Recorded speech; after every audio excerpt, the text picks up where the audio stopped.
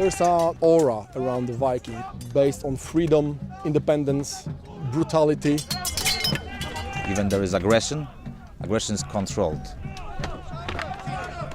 It's a brotherhood. Once you've been taken in, you're in. Accepted and, for want of a better word, loved. There is a philosophical background. Only this, combined with aggression, makes a Viking.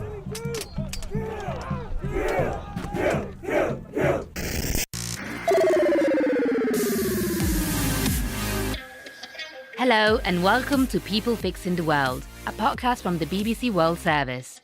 This is the podcast where we try and find solutions to the world's problems. And sometimes these potential solutions can develop in some pretty surprising ways. Because today we're taking you into the world of Viking roleplay, a world where men, well, mainly men, like to dress up as Vikings down to the very last detail and then, well, fight each other. It may not have been on your radar, but there's a network of small clubs around the world dedicated to celebrating Viking culture through reenactment and competitive fighting. Now, you may be thinking, apart from all the literal hacking of swords and axes, where is the hack in all of this? What problem are we solving here on this programme, which is, after all, devoted to problem solving? I'm here with Dougal Shaw. Hello, Dougal. Hey there. You're the reporter who's brought us this fascinating story. Can you explain? Yeah, so I first found out about these clubs when I met someone in London called Max Bracey, or Maximus von Bracey, to give him his preferred Viking name.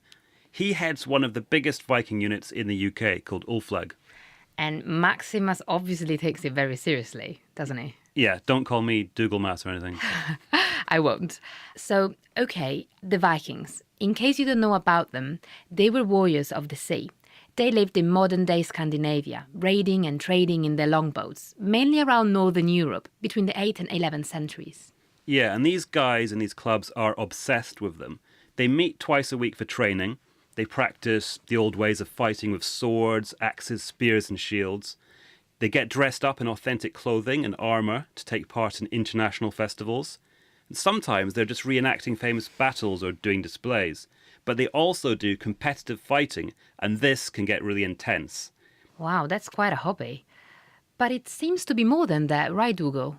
It appears to be taking quite an important role in these people's lives. Well, here's the thing that surprised me. Max got a bit emotional when he described his Viking unit to me. He said it is a brotherhood that helps lost souls, men who risk slipping through the cracks of society. Many, he says, have been defined by violence in their past, either as victims or perpetrators themselves. Football hooligans, ex-soldiers, people who were bullied, people suffering from post-traumatic stress disorder. And this club, it gives them a new kind of structure to their lives. The Brotherhood of Vikings gives them a new identity. So let's be clear, Dougal, this isn't something that was designed as a solution, right? No. But it feels like almost by accident, some people from within this Viking scene are realising that these Viking clubs can have a positive effect. Yeah, that's it. We should stress there is no hard data or scientific analysis here, okay? It's all anecdotal. Though I went to meet a psychotherapist for this story, which you'll hear later, and she pointed out to me that play acting is a recognised way of providing therapy for adults. So, whether these Vikings recognise it or not, I'm thinking, in a way, some of them could be benefiting from a kind of therapy through the dressing up and also the controlled aggression of those refereed battles. Okay. I decided to go on a one-man raid of a Viking festival to pillage some personal tales from the Vikings themselves.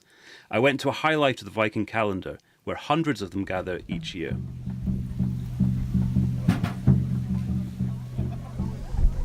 I'm in Wolin on the northern tip of Poland on the Baltic coast, and I'm at one of the world's biggest Viking festivals. It's a bit like being on the set of Game of Thrones, except it just goes on and on as far as the eye can see. Everyone dressed up in Viking costumes. There's hundreds of tents, there's kids dressed up in Viking costume, there's people preparing traditional Viking meals, smoke billowing out of cauldrons.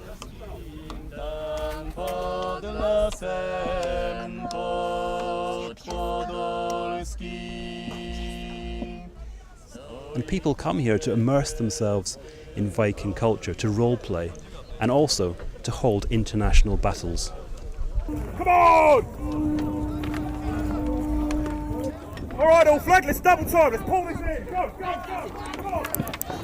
My first Viking encounter is with Max, who, as I said earlier, leads the British unit of Vikings known as Ulflag. You are falling into the reserve unit. Get back. Away from the heat of battle, relaxing in a long brown tunic, he explains to me the appeal of this.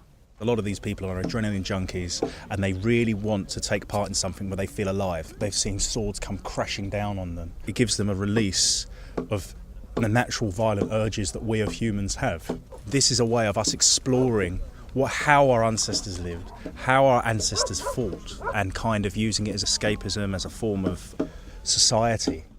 That sense of escapism, Max explains to me, is part of the draw for him.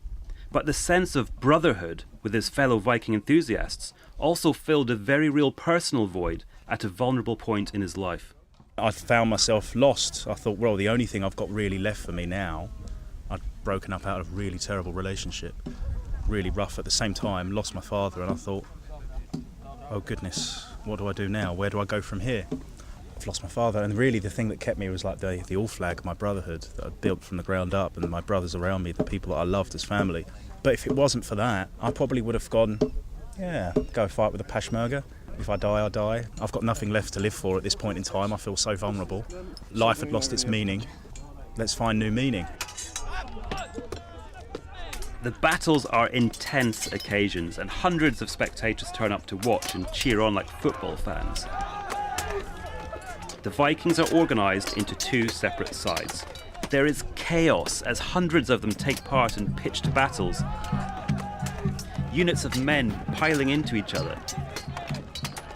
They use steel weapons, swords, axes and spears, though they are blunt. There are marshals present at these battles who enforce the rules. So, if you are hit on the shoulder, for example, you count as dead and have to leave the field of play. Each year there will be a number of people who go to the local hospital with minor injuries, particularly broken fingers. But the point, of course, is not to hurt people. This is refereed, like a sport. The main rule in training is safety. Is we all come in as brothers, we all leave as brothers, we're all friends. Nobody wants to be, sent to hospital or rest of it. So there's a certain limit, and if people exceed that, they're ostracised, they're ejected, they're told, look, this is unacceptable. This is the Viking known as Cannon, who is a training officer with the Ulflag Vikings in the UK. I find him working in his shop, selling Viking weaponry in a small tent.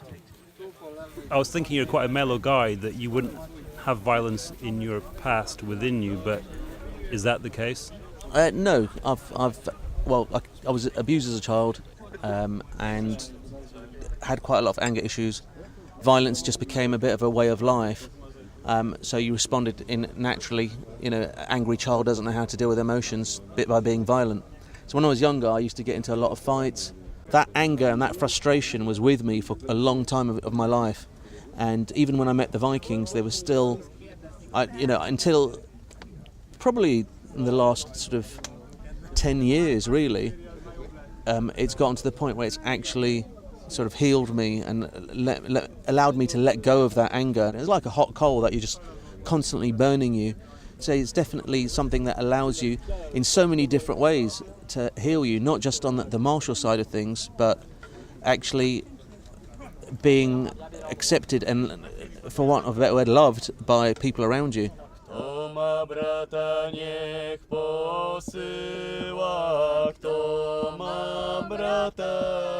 My name is Neil Quigley, and I'm the steersman or leader of the Black Wolf Vikings from Dallas, Texas. And tell me, what's your experience in America? What kind of people gravitate towards this scene? In the United States, we seem to get a lot of veterans that are attracted to us. Most of those are combat veterans. People kind of seeking brotherhood. They knew they had it in the military, and that's really kind of why I came along too. The violence draws you, but if it was just the violence and the martial aspect, that wouldn't have been enough to keep me. It's the brotherhood, it's the community, it's a group of people that police each other and care about each other. Right now, I've got one of my combat veterans who's had a real drinking problem, and we've all worked with him and helped him, and he's actually finally started taking the steps to get past it, even taking the medical treatments to get past his alcohol abuse. Having somebody who knows, who cares about you, and at the same time mildly judges your actions, your honor, keeps you straight. That's beyond any kind of value that you can normally put on anything. Neil introduces me to another Texan Viking called Clinton Dale. He credits his Viking club with helping him avoid jail time after run-ins with the law. As modern people, we're often told to just suppress our violent tendencies, to suppress our aggression, to just be as docile as possible. And it's it's almost kind of like this dehumanizing of our natural tendencies.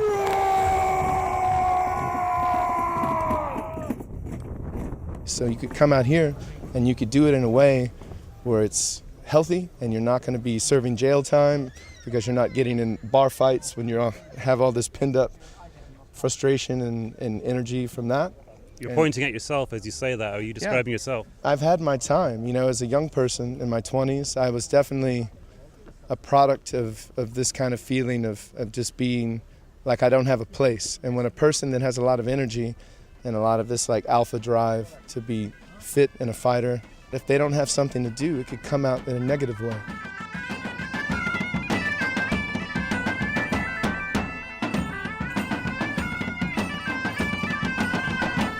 Okay, so the recurring themes I'm hearing here are a sense of brotherhood and a controlled release of aggression through the fighting. Yeah. Now, Dougal, this does seem to be quite a male thing, though, doesn't it? I mean, quite an alpha male thing. Do women get involved in this? Because actually, there were female Viking fighters all those years ago, Look, Sophia, in the battles I only saw men, though apparently there are a few women who do take part. It is quite a macho environment. Even I found that, and I'm a macho guy.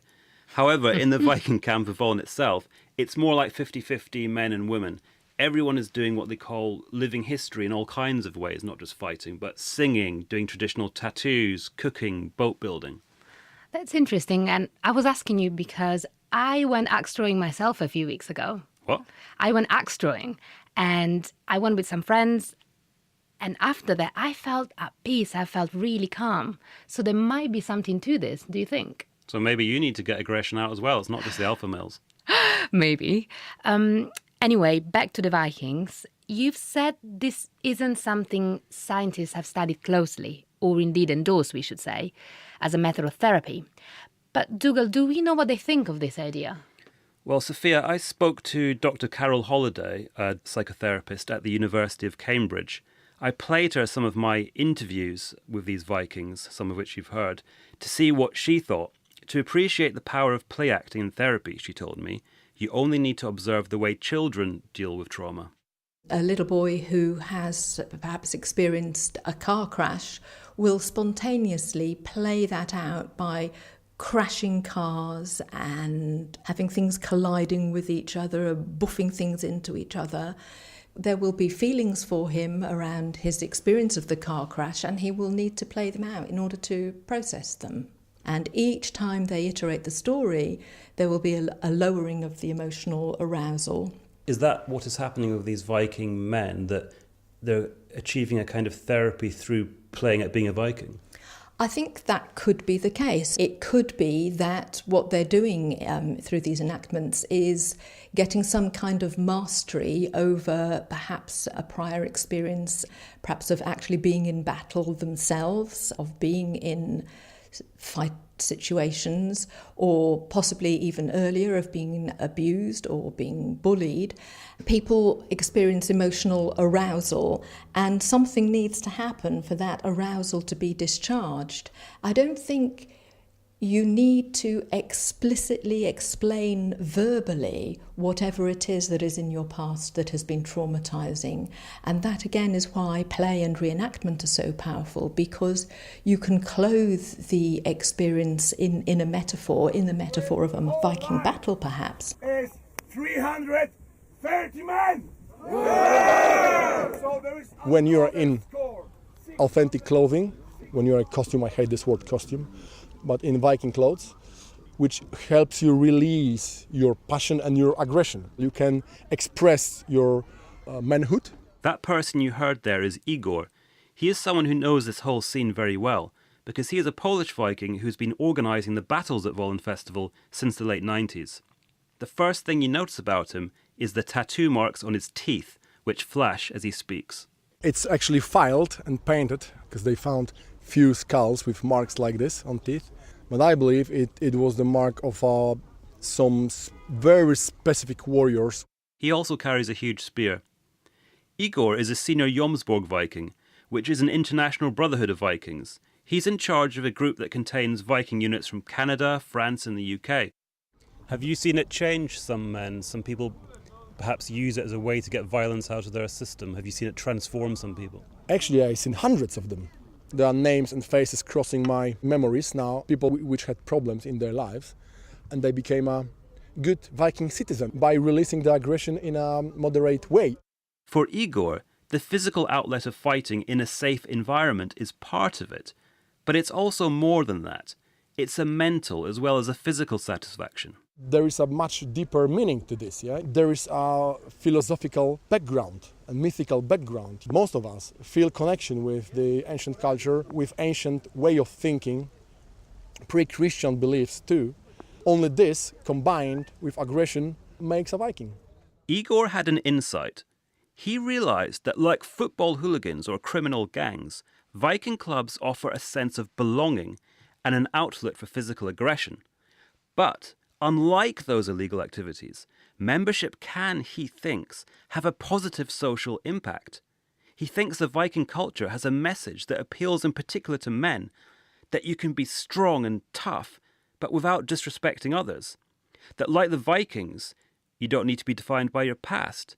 The Viking code is that you earn honour through your actions. So he began to organise visits for his Vikings to correctional facilities, centres for young men in trouble with the law. He found his Viking performances and talks about Viking culture could have a real impact on people who other traditional authority figures, like teachers and magistrates, struggle to reach.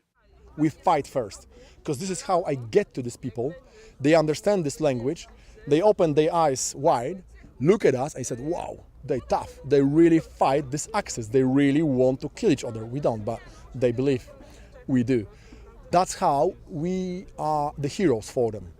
And then, when the door is open, it's easy for me to get with the message, historical one, cultural one. So mutual respect, that's what's one of the most important bases for the modern Viking world. You're listening to People Fixing the World, a podcast from the BBC World Service. Today, we're exploring the world of Viking reenactments. And from what we've heard so far, it's clear that these Viking brotherhoods do help some people. They help them come to terms with violence in their past or aggression in the present. But, Dougal, if I'm honest with you, this mix of Viking mythology and group violence is also ringing alarm bells for me. Okay. I'm wondering if Viking reenactments like this attract people with extremist views. You know, the sort of people who want to celebrate a white male warrior culture. We have seen this type of things adopted by fascist groups before, haven't we, Dougal? Yes, Sophia, that's a good point. I wondered that. Well, I didn't personally see any signs of extremist political activity when I was there, but it's something Neil Quigley, our Viking from Texas, was familiar with. He pointed out that in America, North-style gangs are associated with racism and violence in prisons, and he has to kick out people who want to join his group for those reasons. There's so much rubbish out there about people who want to associate Norse symbols with fascist movements and racist movements, and we shun those. We actively make sure those people are gone. We will kick them to the curb. We don't tolerate any of that. And it's not who we are trying to represent. I also put the question to Igor, who runs the Viking Outreach Project. Some people might fantasize about a kind of white warrior culture. Do you have elements like that who want to join for the wrong reasons with kind of bad intentions? Yes. In all the cases I know, when they join our society, after a short time, they stopped talking. If you live the real life and you feel good, you feel strong, you feel bonds with your warrior brothers, you don't need this anymore. You met the fulfillment. Now, it was interesting talking to Cannon about this. Remember, we heard from him earlier. He is a Muslim and has brown skin. He grew up in Britain in the 80s and 90s, facing a lot of racism. I grew up in an age where I was the only foreign kid in my school. I'd get skinheads attacking me and beating me up. As far as they were concerned, I was fair game. And he told me that he has also encountered racism in the Viking world, at Vollen, where he's been coming for many years, mainly from spectators who came along to experience Viking culture, but couldn't accept him with his dark skin being a Viking. Little comments and criticisms about, like, you don't look like a Viking, or, you know, you're too dark to be a Viking. You have to be a slave because you will have been, you know, one of these people that were traded as slave. Views like this may be found among some rank-and-file Vikings, though I didn't encounter it. But Cannon, and certainly the Viking leaders from America and Poland that I met, are forcefully making the case that the true historical message of the Vikings is actually one of tolerance and diversity. The people who are knowledgeable and know what the actual histories are versus the people that are in love with a fantasy that in their minds, well, there were these white, you know, strong, powerful European warriors. Vikings were not like that at all. Vikings were so curious about anything that wasn't the norm, and it was part of their special culture, which was if somebody walked in and they were a different skin colour, rather than being, you're different to us, we're afraid, they'd be like, wow, who's this? We're really interested. We want to know about this person because they're different to us. They were excited by the prospect of people's cultures and, you know, wanting to learn more. Because they were always they were inveterate explorers. There is no look at people's colour, creed, religion, you know, it's everyone is treated equally, and it's a meritocracy. Well, it sounds from these modern-day Viking sagas you've collected for us, Dougal, that for some men at least, Viking clubs have been a kind of personal solution. Maybe one day a proper scientific study will be done. You never know, there may be a few anthropologists or psychiatrists listening to us right now. That would be handy, wouldn't it? Look, for what it's worth, Sophia, I think the appeal of all this is the sense of belonging to something that represents more than you as an individual. Something all the more powerful when it is interwoven with real people and events from history. That's what makes this different to taking part in a physical sport like, say, rugby or doing martial arts, I think.